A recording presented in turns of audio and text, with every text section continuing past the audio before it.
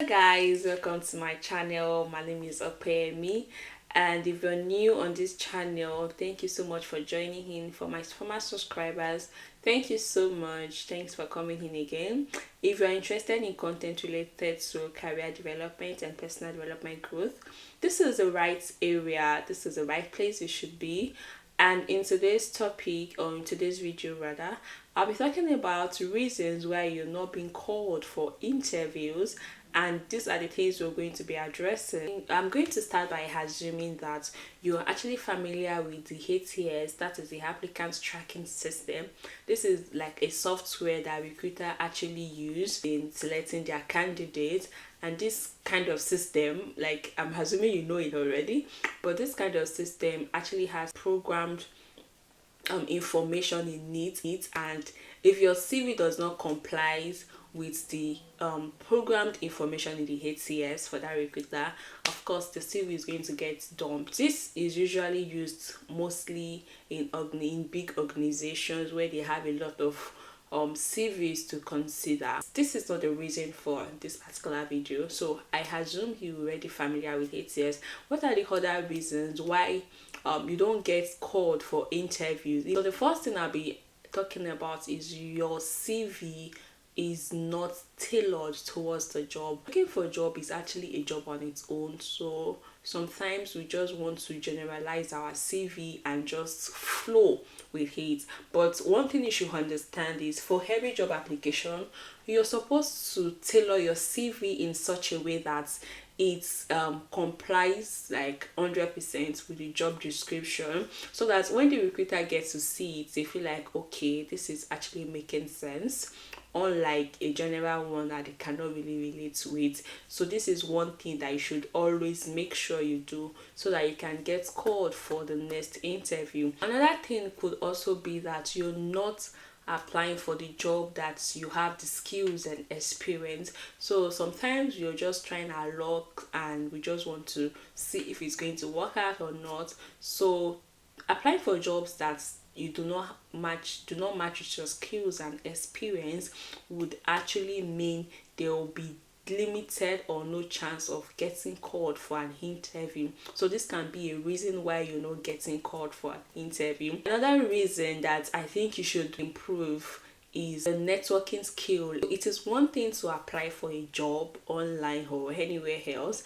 and it is another thing to be able to network effectively. So I haven't gotten an organization that you want to apply to for a job, so the next thing is try and check on probably their social media page, their LinkedIn. Try and look for people who already worked there, like the HR most preferred.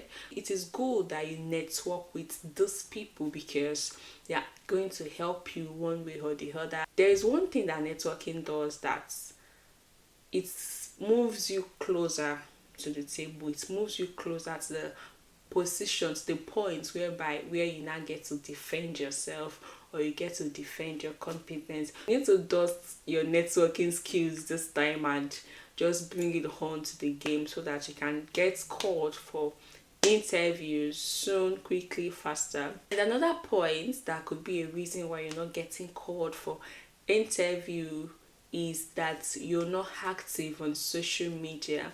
When I'm talking about being active on social media, of course I'm not saying on TikTok or Facebook or Instagram. This is actually very good as well. It's might have a tell on your portfolio depending on the kind of career you're into, yeah.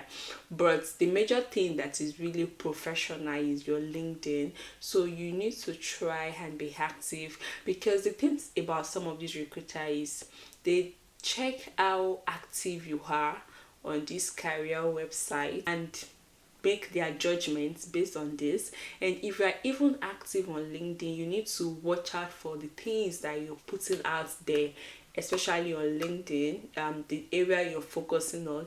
You don't just post anything anyhow for content's sake. Make sure like you're posting things that really applies to you, things that you really want to focus on, that can speak professionally for you, because this is what recruiter we see when they are checking up your profile on the professional platform. Other thing that could actually be an hindrance to you getting called for an interview could be that the jobs are possibly filled up even before you applied. So no matter how qualified or experienced that you might be, if a particular position is filled up, probably they're looking for one applicant and over 200 already applied for the job. There is high tendency that it won't even get to your side. Like there's just this automatic unfortunately mails that people get. It's actually because they've seen whoever they wanted, and there's nothing that can be done about it. I think you should also watch out for, and people are not really doing this, but there is no crime in trying, is after 2 weeks of your application for a particular job, try and send email to for follow-up. So just check, okay, you would like to inquire about the application process, like what's up, what is happening. People don't really do this, they just move on and forget about it. But I don't think there's any crime in trying. It's either they say no or they say yes. So always try and follow up with your application process. After submitting the application, don't just dump it there and be waiting for them to call you, because sometimes these things get piled up, or they just get your is it your form or your application might just get lost in the crowd so to say. So always send a message or follow up to inquire about your application process, what is the next stage, what is happening, and get a feedback. All right, with all of these, I hope you really got one or two. If you have issues trying to tailor your CV, you can check the video I made on how to create a CV for yourself with or without experience. And if you want to get more content like this about your job interview process, the job and the interview process, don't forget to click on the like button and of course on the subscribe button as well. I'll see you again next time, and till then, stay safe, stay healthy, stay good. I wish you success in all your endeavors. Bye for now.